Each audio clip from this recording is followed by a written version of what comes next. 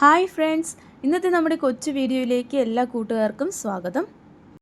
ഇന്ന് ഞാൻ വന്നിട്ടുള്ളത് റവയും മുട്ടയും വെച്ചിട്ട് വളരെ ടേസ്റ്റും നല്ല സോഫ്റ്റുമായിട്ടുള്ള നല്ല കിഡിലനൊരു ബ്രേക്ക്ഫാസ്റ്റ് റെസിപ്പിയുമായാണ്.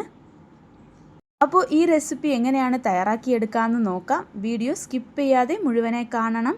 വീഡിയോ ഇഷ്ടമാകുമെങ്കിൽ ലൈക്ക് ചെയ്യാനും ഷെയർ ചെയ്യാനും മറക്കരുത്. നമ്മുടെ ചാനൽ സബ്സ്ക്രൈബ് ചെയ്യാതെ കാണുന്ന കൂട്ടർ ആരെങ്കിലും ഉണ്ടെങ്കിൽ ചാനൽ സബ്സ്ക്രൈബ് ചെയ്ത് അടുത്തുള്ള ബെല്ലൈക്കണിൽ ഓൾ എന്ന ബെല്ലൈക്കൺ കൂടി പ്രസ് ചെയ്ത് കൊടുക്കണം.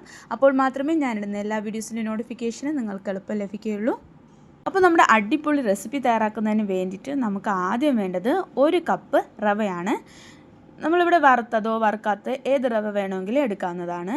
എന്നിട്ട് നമുക്ക് ഇതിലേക്ക് നമ്മൾ റവ എടുത്ത അതേ കപ്പിൻ്റെ അളവിൽ തന്നെ 1 കപ്പ് വെള്ളം ഇതിലേക്ക് ഒഴിച്ചു കൊടുക്കാം. എന്നിട്ട് നന്നായിട്ടൊന്ന് മിക്സ് ചെയ്ത് വെച്ചിട്ട് ഒരു 5 മിനിറ്റ് മാത്രം ഇതൊന്ന് റെസ്റ്റ് ചെയ്യാനായിട്ട് വയ്ക്കാം. ഒരു 5 മിനിറ്റ് മാത്രം മതി. അതിന് മുന്നേ തന്നെ നമ്മുടെ ഈ റവ നന്നായിട്ട് കുതിർന്ന് കിട്ടും. റവ സോക്ക് ചെയ്യാനായി വെച്ച് 5 മിനിറ്റ് ആയിട്ടുണ്ട്. റവ നന്നായിട്ട് തന്നെ കുതിർന്ന് കിട്ടിയിട്ടുണ്ട്. കണ്ടില്ലേ, നന്നായിട്ട് തന്നെ കുതിർന്ന് കിട്ടിയിട്ടുണ്ട്. നമ്മൾ അധികം വെള്ളമൊന്നും ഒഴിച്ചു കൊടുക്കണ്ട. വെറും 1 കപ്പ് വെള്ളം ഒഴിച്ചു കൊടുത്താൽ മാത്രം മതി. നമ്മൾ റവ എടുത്ത അതേ കപ്പിൻ്റെ അളവിൽ 1 കപ്പ് വെള്ളം മാത്രം ഒഴിച്ചു കൊടുത്താൽ മതി കേട്ടോ. അടുത്തതായി നമുക്കൊരു മിക്സിയുടെ ജാർ എടുക്കാം. അതിലേക്ക് നമ്മൾ കുതിർത്ത് വെച്ചിട്ടുള്ള റവ ചേർത്ത് കൊടുക്കാം. ഇനി ഇതിലേക്ക് ഒരു 2 സ്പൂൺ ബട്ടർ ചേർക്കാം. എന്നാൽ നിങ്ങളുടെ കയ്യിൽ ബട്ടർ ഇല്ല എങ്കിൽ നെയ്യ് ചേർത്ത് കൊടുത്താലും മതി. എന്നാൽ ബട്ടർ ചേർക്കുമ്പോഴാണ് ഈ റെസിപ്പി നല്ല സ്വാദും അതുപോലെ ഒരു അടിപൊളി ടേസ്റ്റും ഉണ്ടാവുക. ഇനി ഇതിലേക്ക് 1 മുട്ട പൊട്ടിച്ച് ചേർത്ത് കൊടുക്കാം. ഇപ്പോൾ നമ്മൾ ചേർത്ത ബട്ടർ സോൾട്ടഡ് ബട്ടറാണ്, അതുകൊണ്ട് നമ്മൾ ഇതിലേക്ക് ഉപ്പ് ചേർത്ത് കൊടുക്കുന്നില്ല. പ്ലെയിൻ ബട്ടറാണ് ചേർക്കുന്നതെങ്കിൽ അല്പം ഉപ്പ് ചേർക്കാവുന്നതാണ്. ഇനി ഇതെല്ലാം ചേർത്ത് ഒന്ന് അരച്ചെടുത്തിട്ട് വരാം. നല്ല പേസ്റ്റ് പോലെ അരച്ചെടുക്കാം. അപ്പോൾ ഞാനിത് അരച്ചെടുത്തിട്ടുണ്ട്. ഈ ഒരു രീതിയിലാണ് ഞാൻ അരച്ചെടുത്തിട്ടുള്ളത്. അടുത്തതായി നമുക്കൊരു ബൗൾ എടുക്കാം. അതിലേക്ക് 2 കപ്പ് മൈദ ചേർക്കാം. നമ്മൾ നേരത്തെ റവ അളന്നെടുത്ത അതേ കപ്പിൻ്റെ അളവിലാണ് 2 കപ്പ് മൈദ എടുക്കുന്നത്. എന്നിട്ട് മൈദയ്ക്ക് ആവശ്യമുള്ള ഉപ്പ് ചേർത്ത് കൊടുക്കാം. നന്നായിട്ടൊന്ന് മിക്സ് ചെയ്യാം. ഇനി നമ്മൾ നേരത്തെ അരച്ച് വെച്ചിട്ടുള്ള റവയുടെ കൂട്ട് അല്പം ഒഴിച്ചിട്ട് ചെറുതായിട്ടൊന്ന് മിക്സ് ചെയ്ത് വെക്കാം. ആദ്യമേ തന്നെ റവയുടെ കൂട്ട് മുഴുവൻ ഒഴിക്കരുത്. കുറച്ചൊഴിച്ച് നന്നായിട്ട് മിക്സ് ചെയ്തതിന് ശേഷം ബാക്കിയുള്ളത് ഒഴിച്ച് നമുക്ക് നന്നായിട്ട് മിക്സ് ചെയ്യാവുന്നതാണ്. അപ്പോൾ ഞാനിവിടെ കുറച്ചൊഴിച്ചിട്ട് അതായത് ഒരു സ്പൂൺ കൊണ്ട് നന്നായിട്ടൊന്ന് മിക്സ് ചെയ്ത് കൊടുക്കുന്നുണ്ട്. അപ്പോൾ നമ്മൾ പുട്ടിനൊക്കെ നനയ്ക്കുന്ന രീതിയിൽ ആദ്യം ഒന്ന് നനച്ചെടുക്കാം. ഇങ്ങനെ ചെയ്യുമ്പോൾ നമുക്ക് ഈ മാവ് കുഴച്ചെടുക്കാൻ കുറച്ച് എളുപ്പമായിരിക്കും. അതിന് വേണ്ടിയിട്ടാണ് ആദ്യം കുറച്ചൊഴിച്ച് ഇതുപോലെ മിക്സ് ചെയ്തെടുക്കുന്നത്. ഇനി നമുക്ക് ബാക്കിയുള്ള മുഴുവൻ റവയുടെ കൂട്ടും ഇതിലേക്ക് ഒഴിച്ചു കൊടുക്കാം. എന്നിട്ട് കൈ കൊണ്ട് നന്നായിട്ട് മിക്സ് ചെയ്യാം.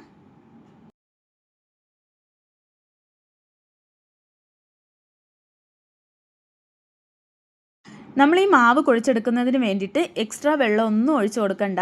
നമ്മൾ അരച്ചെടുത്ത ആ റവയുടെ കൂട്ട് മാത്രം മതിയാകും. അപ്പോൾ ഞാൻ എടുത്തിട്ടുള്ള ഇതെല്ലാം തന്നെ നല്ല കറക്റ്റായിട്ടാണ് ഉണ്ടായിരുന്നത്. ആദ്യം നമുക്ക് കുറച്ച് ഒട്ടുന്ന പോലെ ഉണ്ടാവും. കുറച്ച് നേരം നമ്മൾ നന്നായിട്ട് കുഴച്ചെടുക്കുകയാണെങ്കിൽ കറക്റ്റ് പരുവത്തിൽ തന്നെ നമുക്ക് കിട്ടും. അല്ലാതെ ഈ മാവ് നിങ്ങൾ കുഴയ്ക്കുന്ന ടൈമിൽ ഒട്ടിപ്പിടിക്കുന്നുണ്ടെങ്കിൽ അല്പം മൈദ മാവ് ചേർത്തിട്ട് കുഴച്ചെടുക്കാം കേട്ടോ. ഇപ്പോൾ ഞാൻ എടുത്ത അളവിൽ എനിക്ക് കറക്റ്റായി വന്നിട്ടുണ്ട്. അല്ലാതെ മാവ് നല്ല തിക്കായിട്ട് തോന്നുന്നുണ്ടെങ്കിൽ അല്പം വെള്ളം ഒഴിച്ചിട്ട് കുഴച്ചെടുക്കാവുന്നതാണ്. കുറച്ച് നേരം നന്നായിട്ട് കുഴച്ചെടുക്കണം. അപ്പോൾ തന്നെ നല്ല സോഫ്റ്റായിട്ട് വരുള്ളൂ. ഇപ്പോൾ നമ്മൾ കുഴച്ചെടുത്ത മാവ് നല്ല സോഫ്റ്റായിട്ട് വന്നിട്ടുണ്ട്. കയ്യിൽ ഒട്ടും തന്നെ ഒട്ടിപ്പിടിക്കുന്നില്ല. ഈ ഒരു രീതിയിൽ വേണം നമ്മൾ കുഴച്ചെടുക്കാൻ. ഇനി ഈ കുഴച്ച് വെച്ച മാവ് ഒരു 10 മിനിറ്റ് മാത്രം റെസ്റ്റ് ചെയ്യാനായിട്ട് വയ്ക്കാം. അതിന് വേണ്ടിയിട്ട് ഈ മാവിൻ്റെ പുറത്തേക്ക് അല്പം എണ്ണ ഇതുപോലെ സ്പ്രെഡ് ചെയ്ത് കൊടുക്കാം. എന്നിട്ട് ഒരു പാത്രം വെച്ചിട്ട് ഇത് അടച്ച് വയ്ക്കാം. ഈ ഒരു സമയത്ത് ഈ റെസിപ്പിക്ക് പറ്റിയ ഒരു കിടിലൻ സൈഡ് ഡിഷ് റെസിപ്പി തയ്യാറാക്കിയെടുക്കാം. നല്ല അടിപൊളി ടേസ്റ്റി ആയിട്ടുള്ള വളരെ എളുപ്പത്തിൽ തയ്യാറാക്കാൻ പറ്റിയ ഒരു ചിക്കൻ്റെ റെസിപ്പിയാണ്. കൂട്ടുകാരെല്ലാം സ്കിപ്പ് ചെയ്യാതെ കാണണം. അപ്പോൾ നമ്മുടെ ചിക്കൻ്റെ റെസിപ്പി തയ്യാറാക്കുന്നതിന് വേണ്ടിയിട്ട് ഒരു പാൻ അടുപ്പത്തേക്ക് വെച്ചിട്ടുണ്ട്. എന്നിട്ട് നമുക്ക് സ്റ്റൗ ഓൺ ചെയ്ത് പാൻ ചൂടാകാനായി വയ്ക്കാം. പാൻ ചൂടാകുന്നതിന് മുന്നേ തന്നെ നമുക്ക് ഇതിലേക്ക് 2.5 ടേബിൾ സ്പൂൺ വെളിച്ചെണ്ണ ചേർക്കാം. എന്നിട്ട് സ്റ്റവിൻ്റെ ഫ്ലെയിം നന്നായിട്ട് കുറച്ച് വയ്ക്കുക. ഇനി നമുക്ക് എണ്ണയിലേക്ക് 1.5 ടേബിൾ സ്പൂൺ മല്ലിപ്പൊടി ചേർക്കാം. നമ്മൾ പൊടികളൊക്കെ ചേർക്കുമ്പോൾ പെട്ടെന്ന് തന്നെ ചേർത്ത് കൊടുക്കാൻ ശ്രമിക്കണം. എന്നിട്ട് ഞാനിതിലേക്ക് 2 table spoon Kashmiri chilli powder ചേർത്ത് കൊടുക്കുന്നുണ്ട്. 1/2 ടീസ്പൂൺ മഞ്ഞൾപ്പൊടി ചേർക്കാം. 1/4 ടീസ്പൂൺ കുരുമുളകിൻ്റെ പൊടി ചേർക്കാം. ഇനി ഇതിലേക്ക് 1/2 ടേബിൾ സ്പൂൺ ചിക്കൻ മസാല ചേർക്കാം. ഇനി ഈ മസാലകളുടെ പച്ചമണം മാറുന്നത് വരെ നന്നായിട്ട് വഴറ്റി കൊടുക്കാം. സ്റ്റവിൻ്റെ ഫ്ലെയിം ലോ ഫ്ലെയിമിൽ തന്നെ വച്ചിരിക്കണം. നമ്മുടെ ഈ മസാലകളൊന്നും തന്നെ കരിഞ്ഞു പോകരുത്. മസാലയുടെ പച്ചമണമൊക്കെ മാറിയതിന് ശേഷം നമുക്കിതിലേക്ക് ചിക്കൻ ചേർത്ത് കൊടുക്കാം. ഞാനിവിടെ 1.5 കിലോ ചിക്കനാണ് ചേർത്ത് കൊടുക്കുന്നത്. നന്നായിട്ട് കഴുകി അതിലെ വെള്ളമൊക്കെ വാർത്തെടുത്തതിന് ശേഷമാണ് ഞാനിതിലേക്ക് ചേർത്ത് കൊടുക്കുന്നത്. ഇനി ഈ മസാലയുമായി ഈ ചിക്കൻ നന്നായിട്ടൊന്ന് മിക്സ് ചെയ്ത് വയ്ക്കാം. ഈ ചിക്കന് ആവശ്യമുള്ള ഉപ്പ് ഇതിലേക്ക് ചേർക്കാം. എന്നിട്ട് നന്നായിട്ടൊന്ന് മിക്സ് ചെയ്ത് വയ്ക്കാം.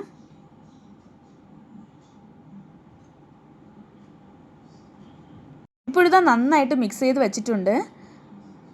നമ്മൾ ഈ ചിക്കനിലേക്ക് വെള്ളം ഒന്നും ചേർത്ത് കൊടുക്കുന്നില്ല. നമ്മളിത് അടച്ച് വെച്ച് വേവിക്കാം. ഒരു മീഡിയം ഫ്ലെയിമിൽ വെച്ചിട്ട് ഒരു 10 മിനിറ്റ് വേവിക്കാം. അപ്പോഴേക്കും ഈ ചിക്കനിൽ നിന്ന് വെള്ളമൊക്കെ ഊറി വരും. ഇപ്പോൾ കണ്ടില്ലേ, ഒരു 10 മിനിറ്റ് ആയിട്ടുണ്ട്. ചിക്കനിൽ നിന്ന് നന്നായിട്ട് വെള്ളമൊക്കെ ഇറങ്ങി വന്നിട്ടുണ്ട്. ഈ വെള്ളം മതി ചിക്കൻ നന്നായി വെന്ത് കിട്ടാൻ. ചെറുതായിട്ടൊന്ന് ഇളക്കി കൊടുക്കാം. ഇനി നമുക്ക് ഇതിലേക്ക് 2 വലിയ സവാള ഇതുപോലെ നീളത്തിൽ അരിഞ്ഞിട്ട് ചേർത്ത് കൊടുക്കാം. നമ്മൾ ഈ റെസിപ്പിക്ക് ഉള്ളിയും ഇഞ്ചിയും വെളുത്തുള്ളിയും ഒന്നും തന്നെ വഴറ്റുന്നില്ല. അതുകൊണ്ടാണ് ഞാൻ പറഞ്ഞത് നല്ല ഈസി ആയിട്ടുള്ള ഒരു റെസിപ്പിയാണെന്ന്. വളരെ എളുപ്പത്തിൽ തയ്യാറാക്കാം. ടേസ്റ്റും അടിപൊളിയായിരിക്കും. ഇനി ഇതിലേക്ക് 1 ടേബിൾ സ്പൂൺ വെളുത്തുള്ളി ചതച്ചത് ചേർക്കാം. അതുപോലെ തന്നെ 1 ടേബിൾ സ്പൂൺ ഇഞ്ചി ചേർക്കാം. ഇഞ്ചി അല്പം കൂടിയാലും കുഴപ്പമില്ല. ഇനി ഇതിലേക്ക് 2 മീഡിയം സൈസ് തക്കാളി ഇതുപോലെ നീളത്തിൽ അരിഞ്ഞത് ചേർത്ത് കൊടുക്കാം. അതിനുശേഷം ഇതിലേക്ക് ഒരു 3 പച്ചമുളകും അതുപോലെ കുറച്ച് കറിവേപ്പിലയും ചേർക്കാം. പച്ചമുളക് ചേർക്കുമ്പോൾ നിങ്ങളുടെ ടേസ്റ്റിനനുസരിച്ചിട്ട് കൂടുതലോ കുറച്ചോ ചേർത്ത് കൊടുക്കാം. ഇനി ഇതെല്ലാം കൂടി നന്നായിട്ടൊന്ന് മിക്സ് ചെയ്ത് വയ്ക്കാം. ഇപ്പോഴിതാ നമ്മളിതെല്ലാം കൂടി നന്നായിട്ട് മിക്സ് ചെയ്ത് വെച്ചിട്ടുണ്ട്. ഇനി ഇത് നമുക്ക് അടച്ച് വെച്ച് വേവിക്കാം. ഇടയ്ക്കിടയ്ക്ക് നമ്മളിതിൻ്റെ അടപ്പ് തുറന്ന് നന്നായിട്ടൊന്ന് ഇളക്കി കൊടുക്കണം. അത് മറന്നു പോകരുത്. ഇടയ്ക്കിടയ്ക്ക് ഇത് ഇളക്കി കൊടുത്ത് നമ്മുടെ ഈ ചിക്കനൊക്കെ നന്നായിട്ട് വെന്ത് ഇതിനകത്തുള്ള വെള്ളം വറ്റി വരുന്നത് വരെ നന്നായിട്ടൊന്ന് വേവിച്ചെടുക്കാം. ഇടയ്ക്കിടയ്ക്ക് അടപ്പ് തുറന്ന് ചിക്കൻ നന്നായിട്ടൊന്ന് ഇളക്കി കൊടുക്കണം. അത് മറന്നു പോകണ്ട. ഇനി നമ്മൾ കുഴച്ച് വെച്ചിട്ടുള്ള മാവ് നോക്കാം. ഇപ്പോൾ ഇതാ മാവ് ഒരു 10-15 മിനിറ്റ് ആയിട്ടുണ്ട്. മാവ് നേരത്തെ കുഴച്ച് വെച്ചതിനേക്കാളും നല്ല സോഫ്റ്റായി കിട്ടിയിട്ടുണ്ട്. ഒട്ടും തന്നെ ഒട്ടിപ്പിടിക്കാത്ത രീതിയിലാണ് നമ്മുടെ മാവ് കിട്ടിയിട്ടുള്ളത്. നല്ല പെർഫെക്റ്റ് ആയിട്ട് തന്നെ കിട്ടിയിട്ടുണ്ട്. ഇനി നമുക്ക് ചപ്പാത്തി പരത്തുന്ന ഒരു പലക എടുക്കാം. അതിലേക്ക് നമ്മൾ കുഴച്ച് വെച്ചിട്ടുള്ള മാവ് ഇട്ടിട്ട് ഒന്നുകൂടി നന്നായിട്ട് പ്രസ് ചെയ്ത് കുഴയ്ക്കാം. അപ്പോഴേക്കും നല്ല സൂപ്പർ സോഫ്റ്റായി കിട്ടും. ഇനി നമുക്ക് ഈ മാവിൽ നിന്ന് ചെറിയ ബോൾസുകൾ ഉണ്ടാക്കിയെടുക്കാം. സാധാരണ ചപ്പാത്തി ഉണ്ടാക്കുമ്പോൾ നമ്മൾ മാവ് ബോൾസ് ആക്കി എടുക്കില്ലേ, അതേ അളവിൽ ഉരുളകൾ ഉണ്ടാക്കിയെടുക്കാം. ഇപ്പോഴെടുത്ത ഈ ഒരു അളവിലാണ് മുഴുവൻ മാവും ഞാൻ ബോൾസുകളാക്കി എടുക്കുന്നത്. എടുത്ത് നമുക്ക് സെപ്പറേറ്റ് ഒരു പാത്രത്തിലേക്ക് വയ്ക്കാം. ഇപ്പോഴിതാ ഞാൻ മാവ് മുഴുവൻ തന്നെ ചെറിയ ബോൾസുകളാക്കി എടുത്തിട്ടുണ്ട്. നമ്മളെടുത്ത മാവിൽ എനിക്കൊരു 12 ബോൾസുകളാണ് കിട്ടിയിട്ടുള്ളത്. ഈ സമയത്ത് നമ്മുടെ ചിക്കൻ മറന്നു പോകാതെ തന്നെ ഞാൻ ഇളക്കി കൊടുക്കുന്നുണ്ട്. ഇപ്പോൾ നമ്മുടെ ചിക്കനിലുള്ള വെള്ളമൊക്കെ നല്ല രീതിയിൽ തന്നെ വറ്റി വന്നിട്ടുണ്ട്. അപ്പോൾ ഈ ഒരു സമയം തൊട്ട് ഓരോ 2 മിനിറ്റിനിടയിലും നമ്മളിത് ഇളക്കി കൊടുക്കണം. ഇനി ചപ്പാത്തി പലകയിലേക്ക് അല്പം മൈദ മാവ് ഇട്ട് കൊടുക്കാം. അപ്പോൾ നമ്മുടെ മാവ് ഒട്ടിപ്പിടിക്കാതിരിക്കാൻ വേണ്ടിയിട്ടാണ് ഇതുപോലെ ചെയ്യുന്നത്. ഇനി നമ്മൾ ചപ്പാത്തി പരത്തുന്ന ഉരുള വെച്ചിട്ട് ഈ മാവ് നന്നായിട്ടൊന്ന് പരത്തിയെടുക്കാം. നമ്മൾ സാധാരണ ചപ്പാത്തി പരത്തുന്നത് പോലെ നന്നായിട്ട് പരത്താം. നല്ല നൈസായിട്ട് തന്നെ പരത്തിയെടുക്കാം.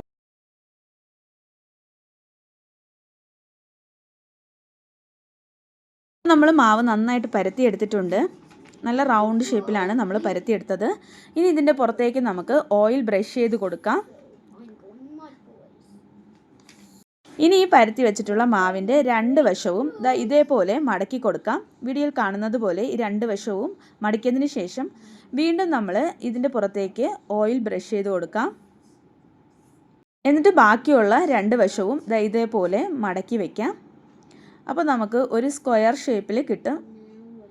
ഈ രീതിയിലാണ് നമ്മൾ മടക്കിയെടുക്കേണ്ടത്.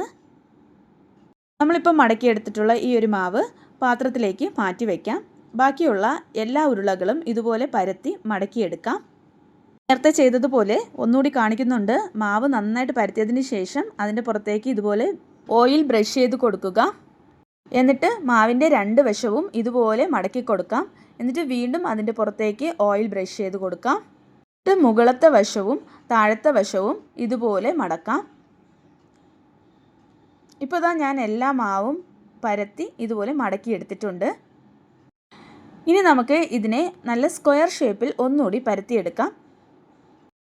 ഈ മാവ് പരത്തിയൊക്കെ എടുക്കാൻ നല്ല ഈസിയാണ്. കാരണം ഇതിൽ ചേർത്തിട്ടുള്ളത് മൈദയും റവയും ഒക്കെയാണ്. അതുകൊണ്ട് പരത്തിയെടുക്കാൻ ഒട്ടും തന്നെ പ്രയാസം കാണില്ല. വളരെ ഈസി ആയിട്ട് പരത്തിയെടുക്കാം. നമ്മൾ ചപ്പാത്തിക്കൊക്കെ പരത്തുന്നത് പോലെ ഒന്നുമല്ല, വളരെ ഈസി ആയിട്ട് നമുക്ക് ഈ മാവ് പരത്തിയെടുക്കാം.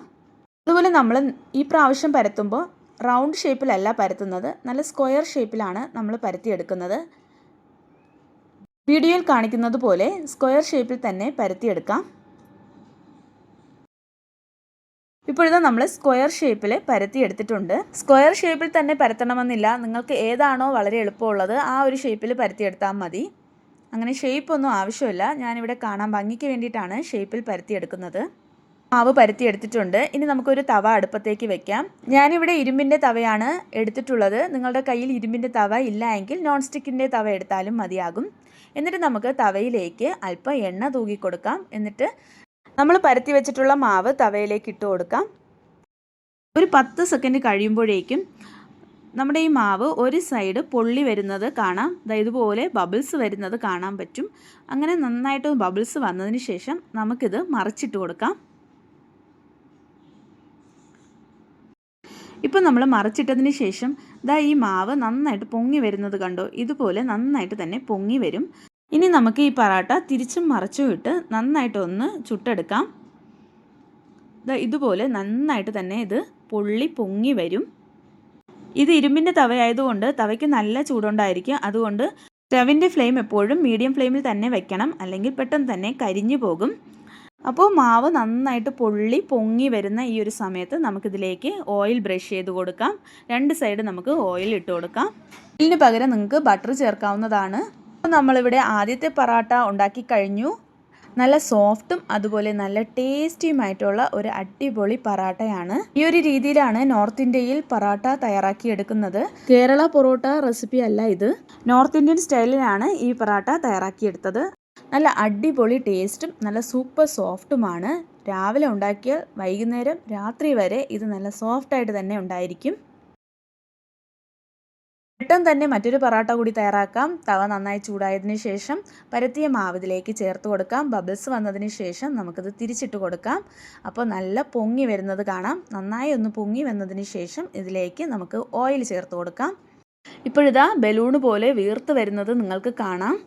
ഇതുപോലെ പൊങ്ങി വന്നതിന് ശേഷം രണ്ട് വശത്തും നമുക്കിതിലേക്ക് ഓയിൽ പുരട്ടി കൊടുക്കാം. രണ്ട് വശത്തും ഓയിൽ പുരട്ടിയതിന് ശേഷം നമുക്കിത് തവയിൽ നിന്ന് മാറ്റാം. അങ്ങനെ ബാക്കിയുള്ളതെല്ലാം തന്നെ ചുട്ടെടുക്കാം.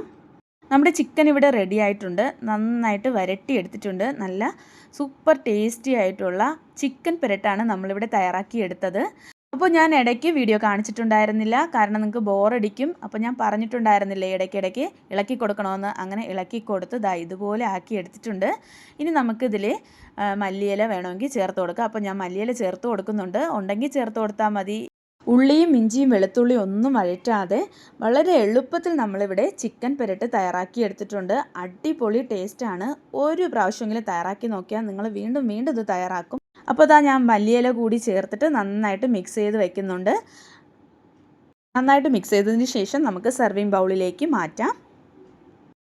അപ്പോൾ ഈ ചിക്കൻ പെരട്ട് തീർച്ചയായും കൂട്ടുകാരെല്ലാം ട്രൈ ചെയ്ത് നോക്കണം.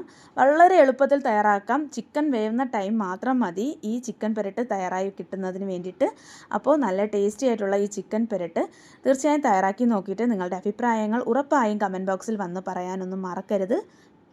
റെസ്റ്റോറൻറ്റിൽ പോയി കഴിക്കുന്ന അതേ ടേസ്റ്റിൽ തന്നെ നമുക്ക് വീട്ടിൽ നല്ല എളുപ്പത്തിൽ തയ്യാറാക്കി എടുക്കാം. അപ്പോൾ ഉറപ്പായും കൂട്ടുകാരെല്ലാം ട്രൈ ചെയ്യുമെന്ന് വിശ്വസിക്കുന്നു. അതുപോലെ നിങ്ങളുടെ അഭിപ്രായങ്ങൾ കമൻറ്റ് ബോക്സിൽ വന്ന് പറയുകയും വേണം. അതുപോലെ നമ്മളിന്ന് തയ്യാറാക്കിയെടുത്ത റവയും മുട്ടയും ഒക്കെ ചേർത്തിട്ട് ഉണ്ടാക്കിയ അടിപൊളി സോഫ്റ്റി ആയിട്ടുള്ള പറാട്ടയുടെ റെസിപ്പി ഉറപ്പായും കൂട്ടുകാരെല്ലാം ട്രൈ ചെയ്ത് നോക്കുക. നല്ല സോഫ്റ്റും ടേസ്റ്റി ആയിട്ടുള്ള റെസിപ്പിയാണ്. വളരെ എളുപ്പത്തിൽ തന്നെ നമുക്കിത് തയ്യാറാക്കാം. എപ്പോൾ വേണമെങ്കിലും ഇത് തയ്യാറാക്കാവുന്നതാണ്. നമ്മളിത് രാവിലെ തയ്യാറാക്കിയാൽ രാത്രി വരെ നല്ല സോഫ്റ്റ് ആയിട്ടുണ്ടായിരിക്കും. അതുപോലെ സ്കൂളിൽ കുട്ടികൾക്ക് കൊടുത്തേക്കാം. അതുപോലെ കോളേജിലും ഓഫീസിലും ടിഫിൻ ബോക്സിൽ എടുത്തുകൊണ്ട് പോകാവുന്നതാണ്. രാവിലെ മുതൽ രാത്രി വരെ നല്ല സോഫ്റ്റി ആയിട്ടുണ്ടായിരിക്കും. നല്ല ടേസ്റ്റുമാണ്. അപ്പോൾ ഉറപ്പായും റെസിപ്പി ട്രൈ ചെയ്ത് നോക്കുക. എന്നിട്ട് നിങ്ങളുടെ വിലയേറിയ അഭിപ്രായങ്ങൾ കമൻറ്റ് ബോക്സിൽ വന്ന് പറയാനൊന്നും മറക്കരുത്.